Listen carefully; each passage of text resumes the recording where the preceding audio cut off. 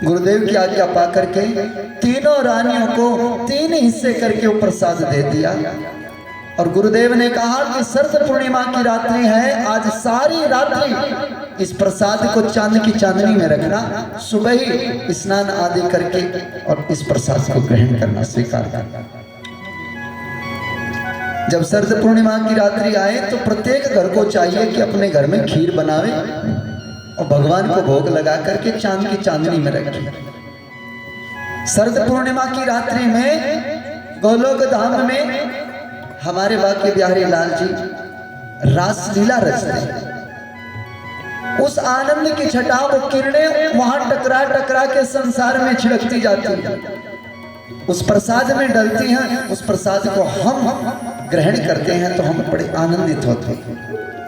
सभी को चाहिए कि उस दिन अपने घर में खीर बनाए, प्रसाद खाएं। प्रभु की कृपा, सारी रात संकीर्तन होता रहा। छत के ऊपर छीके में सबने अपने अपने खीर के कटोरे रखे, पर सुमित्रा के खीर का कटोरा एक पक्षी लेकर के उड़ गया। एक दासी ने आकर के कौशल्या मां से बताया सुबह सुबह की बात, मैया बड़ा जुल्म हो गया। क्या हुआ? अरे मैया, सुमित्रा का खीर का प्रसाद तो कोई पक्षी लेके उड़ गया रहा। कौशल्या कहने लगी घबराओ, महाराज को मत बता। कौशल्या अपना खीर का कटोरा लेके गई और अपने खीर के कटोरे से आधा हिस्सा निकाल करके सुमित्रा को खिलाया, आधा खुद खाया। जैसे कि कई को पता चला कि सुमित्रा के खीर के कटोरे को कोई पक्षी उठा करके ले गया, तो केकई ने भी अपने खीर के कटोरे से आधा हिस्सा निकाला और सुमित्रा को खिलाया, आधा खुद खाया। फलस्वरूप कौशल्या के यहाँ एक बेटे ने जन्म लिया, श्री राम। केकई के यहाँ एक बेटे ने जन्म लिया, भरत जी। और सुमित्रा के यहाँ 2 बेटों ने जन्म लिया, एक लक्ष्मण, एक शत्रुघ्न। और विडंबना कितनी बढ़िया है, सार्थकता, सार कितना अच्छा है कि जो कौशल्या का हिस्सा था लक्ष्मण, वो राम के प्रति समर्पित, और जो केकई का हिस्सा था शत्रुघ्न, वो भरत के प्रति समर्पित, अपने अपने के प्रति समर्पित रहे। और किसी ने प्रश्न किया, महाराज वो जो पक्षी उठा के ले गया उस खीर के कटोरे का क्या हुआ? तो कथाकार दर्शन कराते हैं कि वो खीर का कटोरा पक्षी ले जाकर के पवन देव की पत्नी अंजना के पास जाके छोड़ता है। उस प्रसाद को वो खाते हैं तो वहां हनुमान जी प्रकट होते हैं। बोली महावीर बजरंग बली महाराज की। हनुमान जी की शक्ति बड़ी बड़ी, उनकी शक्ति का क्या कहना। वैसे तो भगवान बड़े सार्थक हैं, उनके सारे काम बड़े निराले हैं। आइए, श्री राम कथा में हनुमान जी की चर्चा ना हो तो बात ही नहीं है। बड़ा सुंदर कहा है कि भाव बंधन करते चले।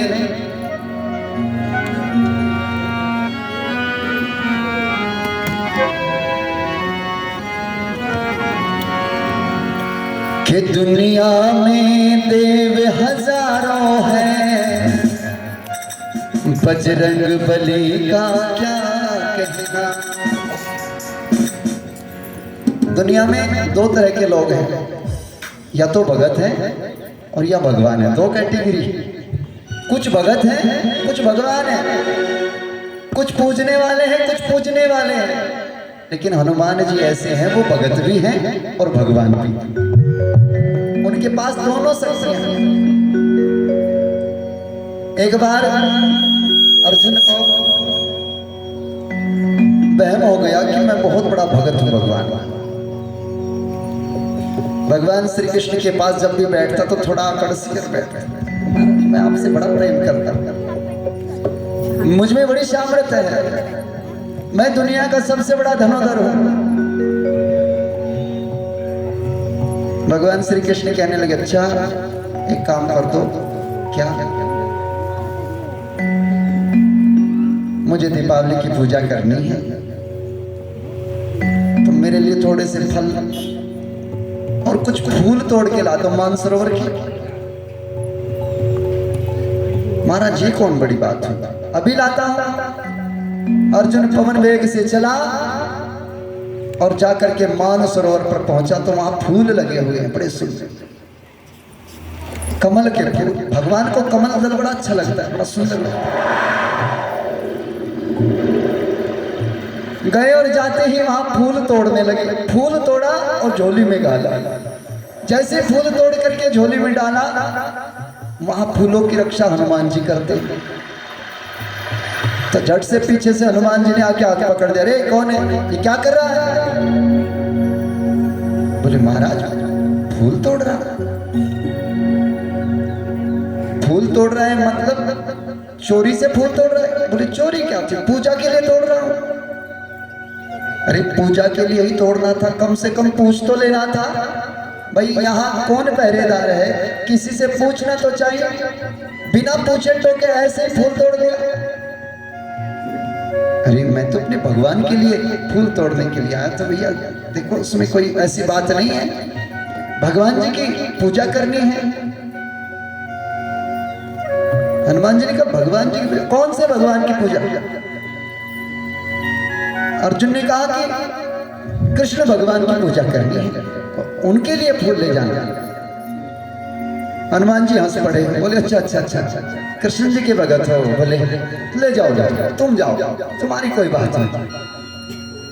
अब अर्जुन को लगा कि अभी तो गुस्से में आए हुए थे, अभी एकदम से कह रहे कि ले जाओ तो कुछ। अर्जुन ने पूछा मतलब मैं समझा नहीं आपका मतलब। अभी तो आप कह रहे थे कि ऐसे तोड़ना चोरी है, तुम चोरी कर रहे हो, और अब कह रहे हो कि ले जाओ। हनुमान जी हंसते हुए बोले कि वो इसलिए कि जिसका भगवान ही चोर हो, उनके भगत तो क्यों नहीं चोर होंगे। तुम्हारी कोई गलती नहीं है, जिसका भगवान ही चोर है उसका भगत तो क्यों नहीं, ले जाओ। अब इतनी बात सुन के अर्जुन को गुस्सा आया। अच्छा आप कौन हैं? हनुमान जी बोले हम तो भगवान श्री राम के भगत हैं, मर्यादा में रहते हैं, ये उनका क्षेत्र है, यहाँ सब काम मर्यादा में होता है। तुम जैसे आते हो मर्यादा तोड़ जाते हो। अर्जुन ने कहा महाराज एक बात है, तुम्हारा भी भगवान कोई ज्यादा बड़ी शक्ति नहीं थी। अरे बंदर भालू इकट्ठे करके पुल बनाया, इतने बड़े धनुधर थे तो धनुष बाण से ना बना देते?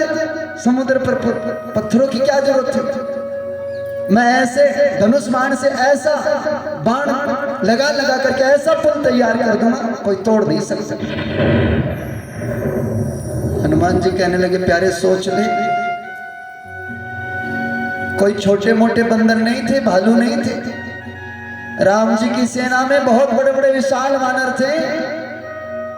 भले महाराज कितने ही बड़े क्यों ना हो, मेरे बनाए हुए पुल को नहीं तोड़ सकते। दोनों की शर्त लग गई। अर्जुन ने कहा अगर मेरा बनाया हुआ पुल टूट गया तो मैं आज प्राण दे दूंगा। हनुमान जी ने कहा अगर ना टूटा तो तुम जो कहोगे मैं वो करूंगा। अब अर्जुन ने गांडी उठाया और समुद्र के ऊपर पुल बनाना शुरू किया। एक एक बाण छोड़ते जाए और पुल बनता चला जाए, बाणों से पुल बना करके तैयार कर दिया। हनुमान जी की तरफ देखा, बोलो। हनुमान जी बोले ठीक है मैं चलो। बोले चलो। अब जब हनुमान जी ने अपना रूप बढ़ाना शुरू किया, देखते ही देखते आकाश में जा मिले 100 योजन के हो गए, हजारों योजन की लंबाई हो गई। और गदा रख करके कंधे पर जो खड़े हुए, अपनी एक एक रोम में 100 योजन के पत्थर बांध लिए। अब पत्थर बांध करके जो छलांग लगाई, अर्जुन ने देखा हे भगवान अभी तो इतना सा था, अभी इतना बड़ा हो गया, अब इस पुल की कोई खता नहीं, ये तो टूटेगा ही। और जैसे छलांग लगाई तो भगवान कृष्ण की याद आई, ये गिरधारी मेरी लाज राखियो, तुमने एक गिरधारी को, एक गोवर्धन पर्वत को उठाया था, लेकिन यहाँ तो हजारों गोवर्धन पर्वत हनुमान की गुफा। रोम रोम में बंधे हुए हैं, कोई एक थोड़े हजारों हैं, इनसे कैसे बचा जाए। अब महाराज देखते देखते जो छलांग लगा करके पुल पे पड़े, तो पुल का यही नहीं पता चला गया कहाँ, टूट के चूर चूर हो गया। हनुमान जी समुद्र से निकल करके बाहर आए, अर्जुन का चेहरा लटका। अर्जुन ने कहा वाकई आप लोगों में बड़ा बल है। हनुमान जी कहने लगे मैं तो सबसे हल्का हूं, मुझसे तो बड़े भारी भारी हैं। ऐसे वैसे थोड़ा ही थे, रावण जैसे कुंभकर्णों से युद्ध किया, वो कोई हल्के मलके थोड़ा ही थे। अर्जुन बोला कोई बात नहीं मान, जैसी आपकी इच्छा, पर अब मुझे तो मरना पड़ेगा, मुझे तो मरना पड़ेगा, क्योंकि मैंने तो आपसे वचन लिया है कि अगर मेरा पुल टूट गया तो मैं मर जाऊंगा। हनुमान जी ने कहा रहने दो, किसी ने पता थोड़ा ही, या मुझे पता या तुम्हें पता, मैं नहीं किसी को बताऊंगा कि पुल टूटा था। अर्जुन कहने लगे महाराज वो बात नहीं, किसी को पता चले ना चले, पर क्षत्रिय का धर्म है, वो अपनी बात पर रहना चाहिए। अर्जुन ने लकड़ी बीनना शुरू किया, चिता तैयार की। अब हनुमान जी सोचे भगवान ये तो आया तो था बेचारा फूल लेने, ये इसकी जान पर आप, इसको कैसे बचाया जाए। तो अब हनुमान जी ने भगवान को याद किया, हे ठाकुर जी मुझसे भूल हो गई जो आपको चोर कहते, पर इतना बड़ा दंड इसको तो ना मिले, कम से कम कुछ करो। अब जैसे उसने चिता में आग लगाई और आग लगा करके बैठने के लिए तैयार हुआ, इतनी देर में ठाकुर जी एक बूढ़ा ब्राह्मण बन के आ गया। बोलो श्री बाके बिहारी लाल। उसने देख करके अर्जुन की तरफ बोले भैया को भंडारा चल रहा है क्या, यज्ञ काहे के लिए चला रहे हो, भंडारा चलो, हमारे भी न्योता स्वीकार कर। अर्जुन कहने लगे इसे खाने की पड़ी है, हमारी जान की पड़ी है। महाराज ये खाने के लिए अग्नि नहीं जल रही, ये मेरी मृत्यु होने वाली। मृत्यु, अरे बड़ी मुश्किल से मनुष्य शरीर मिलता है, काहे को मरते हो। बोले महाराज हमने प्रतिज्ञा की थी, कैसी, कि मेरे बनाए हुए पुल को अगर कोई तोड़ दे तो मैं मर जाऊंगा। तो बोले तोड़ दिया इन्होंने, ये बैठे हनुमान जी गदा लिए बैठे, इन्होंने तोड़ दिया। भगवान पंडित जी बने, कहने लगे भैया एक बात समझ नहीं आई, क्या पुल बनाया तुमने जी, तोड़ा इसने जी, देखा किसने। अरे कम से कम कोई दो पहलवान लड़े तो कोई निर्णय करने वाला तो हो। बोले हाँ महाराज वो तो कोई था ही।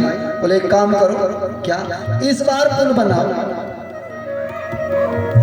और तुम इस बार तोड़ो और हम खड़े होकर निर्णय करेंगे कि हाँ किसने क्या किया।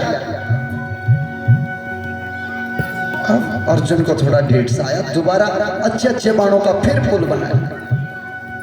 पुल बनाया, हनुमान जी से कहा अब आप भी कोशिश करो। तो हनुमान जी ने खूब बड़ा विराट रूप वैसा ही धारण किया।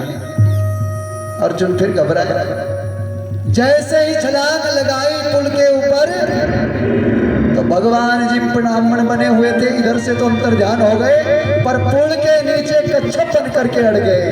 हनुमान जी ने जोर लगा करके पुल पर मारा पैर, पर पुल तो टूटा नहीं, पर भगवान की कमर छिल गई। ऐसा समुद्र के नीचे से रक्त की धारा बह रही है। अर्जुन भी दौड़े और भगवान हनुमान जी भी दौड़े। दौड़ करके देखा भगवान की कमर छिली हुई है, चरणों में मत्था टेक यही महाराज। हनुमान जी कहने लगी महाराज अब मैं हार गया, पुल नहीं तोड़ पाया, अब मैं हार गया। अर्जुन ने कहा अब जो मैं कहूंगा वो तुम्हें करना पड़ेगा। भगवान बोले अभी नहीं कहना, जब मैं कहूंगा तब कहना है। रोक दिया। और भगवान जी ने उस दिन अर्जुन से कहा कि अब मांगो। चलो कब? जब महाभारत का युद्ध हुआ। जब महाभारत का युद्ध हुआ उस समय भगवान श्री कृष्ण ने अर्जुन से कहा चलो कपि के बिना हम युद्ध नहीं जीत पाएंगे, हनुमान जी के बिना हम युद्ध नहीं जीत पाएंगे। अरे हनुमान के बिना तो श्री राम युद्ध नहीं जीत पाए, हनुमान के बिना तुम युद्ध कैसे जीत पाओगे। संसार में कोई भी बड़े से बड़ी बाधा हो, बिना हनुमान जी की कृपा के कोई जीत नहीं सकता। इसीलिए कहा है, दुनिया में देव हजारों हैं,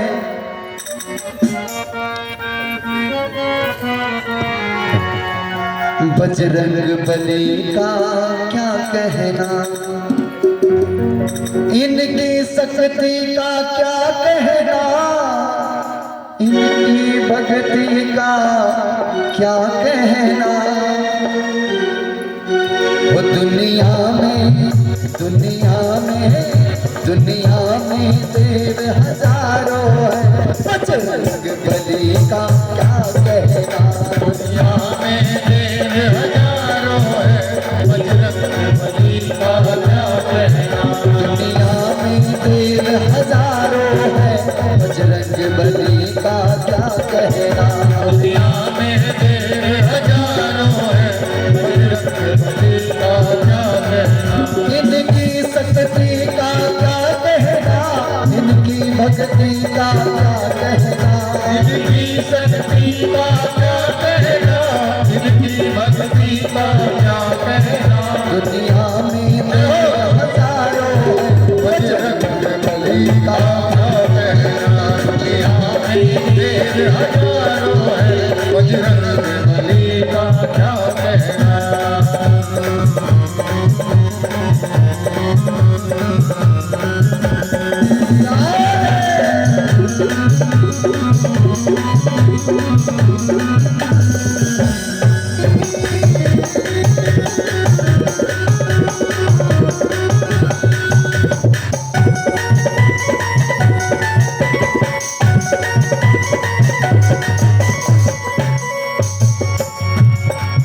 जब सात समुंदर कूद गए और गंगा में कूद गए।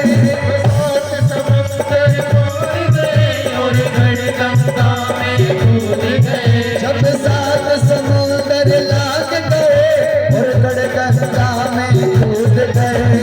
सात समुंदर लाग गए और गंगा में कूद गए।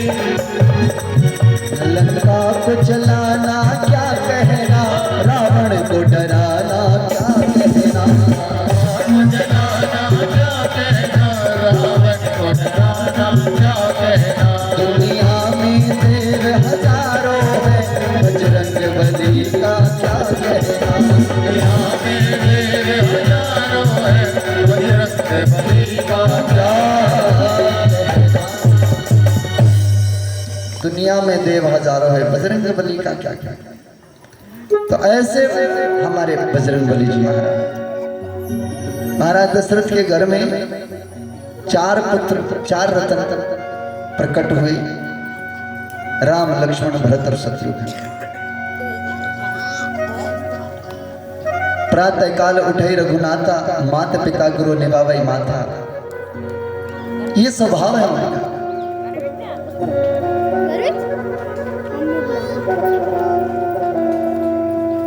गुरु जी के दरबार में पहुंचे, चारों भाई अल्पकाल में सब विद्या सीख करके आए। महाराज जब ये विद्या अर्जन करके घर आए, राजा बड़ा खुश, बड़ा प्रसन्न कि उसी समय विश्वामित्र जी को पता चला कि अवध में प्रभु का प्रकाट्य हुआ है। तो विश्वामित्र जी राम लक्ष्मण को लेने के लिए आए।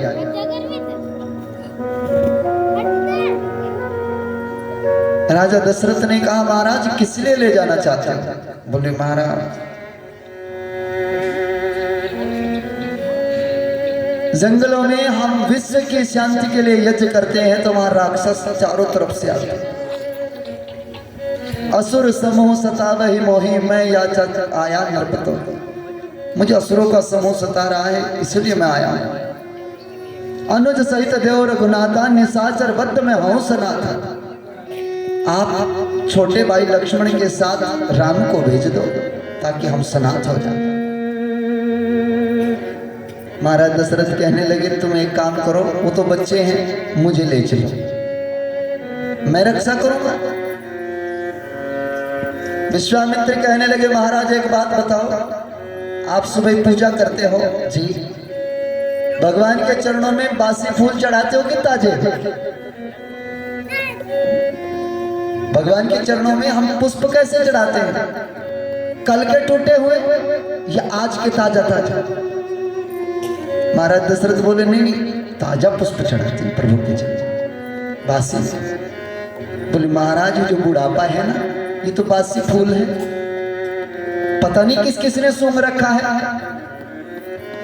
बुढ़ापा न जाने कितनों ने सूंघा है, कहीं बच्चों ने सूंघा, पति ने सूंघा, पत्नी ने सूंघा, रिश्तेदारों ने, परिवार वालों ने, और न जाने कितने समाज ने सूंघा, और बाद में कहते हैं भगवान जी आप भी सूंघ लो। बुढ़ापा भगवान के लिए चाहिए जो अभी अभी खिल रहा है वो ताजा फल, जो अभी अभी जवान हो रहा है वो ताजा फल। जब हम जवानी में भगवान के नजदीक जाएंगे ना, तो हमारा भगवान को भी हम पसंद आएंगे, भगवान को भी अच्छा लगेगा। और एक बात यह है कि हम बैठ भी सकेंगे जवानी में, 2 घड़ी 2 घंटे 3 घंटे साधना करेंगे तो जवानी में ही बैठेंगे। बुढ़ापे में तो कभी इधर लग घुटने में दर्द, कभी इधर कमर में दर्द, कौन भजन करेगा? हमारे गुरुदेव कहा करते हैं भजन करो मस्त जवानी में, बुढ़ापा किसने देखा है।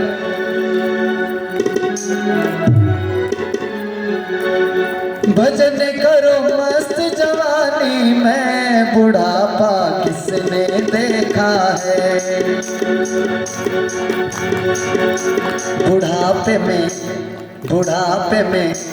बुढ़ापे में बहरे हो जाओगे। एक आवाज लगती है, हाथ मारते हैं, आवाज लगाते हैं, जब क्या सुनाई नहीं थी हमें।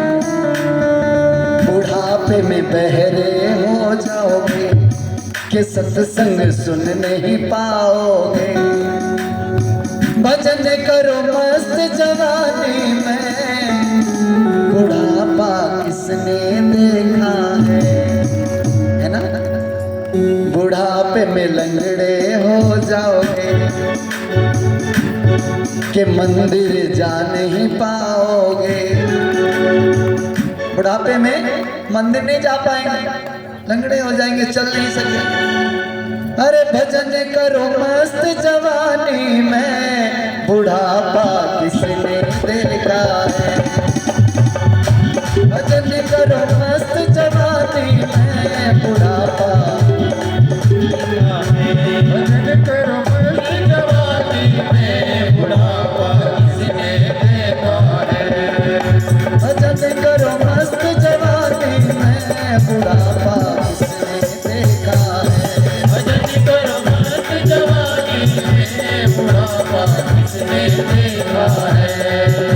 बुढ़ापे में बहरे हो जाओगे, बुढ़ापे में बहरे हो जाओगे।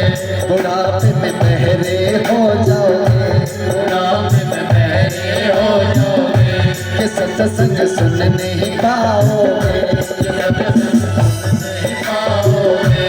भजन करो मस्त जवानी में, बुढ़ापा किसने देखा है। करो मस्त जवानी में, बुढ़ापा किसने देखा है। भजन करो मस्त जवानी में, बुढ़ापा किसने देखा है। भजन करो मस्त जवानी में, बुढ़ापा किसने देखा है।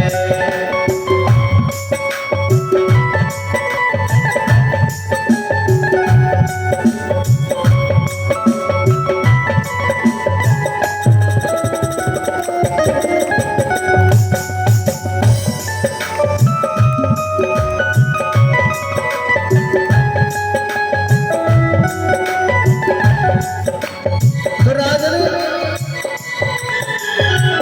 ये बुढ़ापा तो घर वालों को भी अच्छा नहीं लगता, और हम सोचते हैं इसे भगवान को समर्पित कर। लोग कहते हैं अरे अब बुढ़ापे में करना क्या है, भगवान का भजन करो। कहते हैं क्यों? क्योंकि अब हम किसी काम के तो रहे नहीं। बच्चे हमारी तरफ देखते नहीं है, परिवार हमारी तरफ नहीं देखता, बुढ़ापा आ गया, अब किसी काम के नहीं, चलो अब भगवान के ही काम के हो। लेकिन मैं आपसे कहना चाहता हूँ, वो तो करुणा के सागर है, आपको इस उम्र में भी स्वीकार कर लेंगे। लेकिन क्या इसमें सच्चाई है? इसमें सच्चाई नहीं है, ये मजबूरी है। जवानी, हे राजा, ये जो जवानी का समय होता है ना, ये भजन करने के लिए सबसे अच्छा होता। आप मेरे लिए राम और लक्ष्मण को दीजिए, हमें बूढ़े नहीं चाहिए, जवान चाहिए। वशिष्ठ जी ने धीरे से कान में कहा, एक रोज नारद जी आए थे, आपको याद होगा, कह गए थे कि जब कोई ऋषि आपके बच्चों को लेने आए तो दे देना, उधर से लक्ष्मी आएगी। अब इतना सुन करके महाराज दशरथ ने राम और लक्ष्मण को उनके साथ भेजा। राम और लक्ष्मण गए, विश्वामित्र जी यज्ञ करना प्रारंभ करते तो 3 प्रकार के राक्षस, मारीच, सुबाहु और ताड़का। जब भी हम कोई यज्ञ करते हैं तो हमारे जीवन में 3 प्रकार के राक्षस आते हैं। हम कोई भी यज्ञ करें तो कुछ ना कुछ कामना जरूर करेंगे, काम, क्रोध और लोभ, ये 3 हमको परेशानी करते हैं। अगर हमारे साथ गुरु का दिया हुआ ज्ञान और वैराग्य है तो हम इन्हें काट सकते हैं, अन्यथा हम नहीं काट पाए। भगवान श्री राम ने सुबाहु को मारा, ताड़का को मारा और मारीच को पिंड फण का बाण मार के 7 समुद्र पार लंका में फेंक दिया। अब महाराज यज्ञ पूर्ण हुए और मिथिलापुरी से एक पत्रिका आई कि मिथिलापुरी में जानकी का स्वयंवर है, गुरुदेव आप अपने शिष्यों के साथ आमंत्रित हैं। भगवान श्री राम लक्ष्मण वो दोनों भाई बैठे गुरु सेवा कर रहे हैं। गुरु जी ने कहा, राघव जी गुरुदेव, ये यज्ञ तो पूर्ण हो गया, एक यज्ञ और रह गया। क्योंकि विश्वामित्र जी जानते हैं कि राम जी उतना ही चलेंगे जितना पिता ने कहा है। पिता ने कहा है गुरु जी के यज्ञ पूरे कराओ, तो यज्ञ कराने के लिए आए हैं, इससे आगे नहीं जाएंगे। इसलिए गुरु ने भी एक रास्ता निकाला, एक यज्ञ और, कौन सा? धनुष यज्ञ। चलो गुरु जी उसे भी पूरा कराते हैं। तो गुरु जी साथ लेकर के चले राम और लक्ष्मण को, और उस रास्ते से निकले जिस रास्ते पर न जाने कितने युगों से अहिल्या पत्थर की बनी हुई थी। अहिल्या जो गौतम ऋषि की नारी, इंद्र ने जिसे छला, चंद्रमा ने जिस इंद्र का साथ दिया, गौतम ऋषि ने मृग छाल मार के दाग लगाए, श्राप दिया। अहिल्या को श्राप दिया तो पत्थर की हो जा, और इंद्र को श्राप दिया तुम्हें सहस्र छिद्र हो जाए। अहिल्या ने कहा, पतिदेव ये इंद्र आपका रूप बना करके आया, मुझे छल के ले गया, लेकिन इसमें मेरा क्या दोष है? मेरा उद्धार कब होगा? तो गौतम ऋषि को दया आई, कहने लगे त्रेता युग में भगवान श्री राम आएंगे, वो कृपा करेंगे तब तुम्हारा उद्धार होगा। ये सतयुग की बात है। अहिल्या ने पूछा, महाराज अब कौन सा युग चल रहा है? गौतम ऋषि ने कहा पहला चल रहा है, इसके बाद दूसरा आएगा, फिर तीसरा आएगा, त्रेता युग तीसरा युग। अहिल्या ने संकल्प लिया, है परमपिता परमात्मा, अगर मैंने सच्चे हृदय से अपने पति की सेवा की है तो आगे आने वाला युग द्वापर ना हो, त्रेता युग होना चाहिए। मैं इतना लंबा इंतजार नहीं कर सकती भगवान। और उस सती के बल पर, उसके संकल्प के बल पर ऋषि मुनि कहते हैं, दुनिया के लोगों भगवान ने युग सार के बदल दिए। माताओं के अंदर इतनी संकल्प शक्ति है, युग भी परिवर्तित हो गए। जहां द्वापर युग आना था वहां त्रेता युग ने प्रवेश किया, और आज गौतम ऋषि की वो पत्नी अहिल्या का उद्धार करने के लिए भगवान उन्हीं के दरवाजे से गुजरे। और ये गौतम ऋषि का आश्रम आप कभी गए, देखा आपने? देखा नहीं होगा, आपके नजदीक ही है। आप इधर विकास नगर जाते हो तो विकास नगर के पास में गांव है ढकरानी। ढकरानी के जंगलों में गौतम ऋषि का आश्रम है, जहां पत्थर की बनी हुई अहिल्या थी। यही है नजदीक, ज्यादा दूर नहीं है। और वहां गंगा प्रकट है, खुद सुनते ही गंगा प्रकट है। कभी स्नान करके आना, जो गौतम ऋषि की तप का फल है, वो तपोभूमि है। महाराज जब गौतम ऋषि को उनके आश्रम पर भगवान श्री राम पहुंचे तो प्रभु श्री राम बैठ करके अहिल्या के बारे में पूछते, गुरुदेव ये पत्थर की शिला कौन है? गुरुदेव ने सवाल कह सुनाया तो भगवान से किसी ने कहा, महाराज आप यहाँ ठहर क्यों गए? आप तो जो भी काम करते हैं, चमत्कार करते हैं, ऐसे चले जाते, किसी को पता भी नहीं चलता, लेकिन यहाँ रुके। और आपने बड़े ठहर करके इस पत्थर की शिला से नारी को चेतन किया, क्यों? प्रभु श्री राम ने बड़ा प्रेम से उत्तर दिया, बोले सुनो, एक भगत हुआ प्रहलाद, जिसने पत्थर के अंदर से भगवान पैदा कर दिया। एक भगत प्रहलाद हुआ जिसने पत्थर के अंदर से भगवान प्रकट कर दिया। और मैं कैसा भगवान जो एक पत्थर के अंदर से एक भगत भी पैदा न कर सकूं? तो इसलिए यहाँ ठहरा और आज अहिल्या को पत्थर के अंदर से प्रकट किया। बोले श्री रामचंद्र भगवान।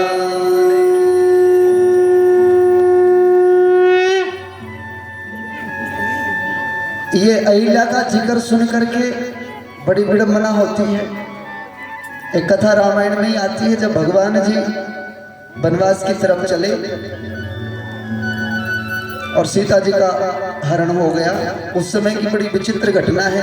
महात्मा लोग जो जंगलों में तप कर रहे थे, उनके मन में भाव जगा, भगवान ने विवाह किया है, हम भी करेंगे। जब भगवान जी विवाह कर सकते हैं तो हम भी करेंगे। तो सब लोग कहने लगे कि भैया हम इतने सारे महात्मा, समाज में लड़कियों की वैसे ही कमी है, कहां से इतनी सारी लड़कियां कहां से लाएंगे?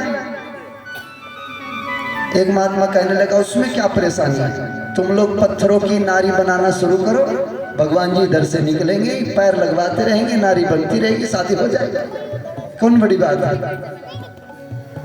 अब भगवान जी ने पता लगा कि चारों तरफ नारायण नारायण का जाप होता था, आजकल कोई बोल नहीं रहा है, महात्मा कहे कहा। किसी ने बताया, महाराज ये सब पत्थर छीन लेकर के पत्थर को नारी बनाने की तैयारी करें। क्यों? अरे किसी ने बता दिया है कि भगवान के चरण छूने से पत्थर के नारी बन जाता। भगवान जी सोचने लगे, तो बड़ी विडंबना, ये तो गड़बड़ हो गई, तो भटक जाएंगे मेरे प्यारे भक्त।